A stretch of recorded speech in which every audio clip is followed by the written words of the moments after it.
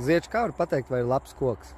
Nē, nu, to jau var redzēt uzreiz, jo pēc skatu var pateikt.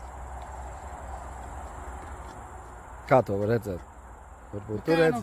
Tu redzi, vai kādas ir plaisas. Ja tas ir vasaras koks vai ziemas koks, šitais ir ziemas koks, viņam nav tādas plaisas. Vasaras kokiem vienmēr ir plaisas. Tā ir tā galvenā lieta. Vasaras koks ir, ka viņš ir griezts vasarā nost. Ziemas koks vislabākais, ka viņš ir janvārī vai februārī. Un to uzreiz, bet guļbūvu redzi, tur ir daudz plaisas visādīgas. Tas ir vasaras koks. Ziemas koks, viņam nav tāds plaisas, viņš tikai apakšā, bet forši sēž visu.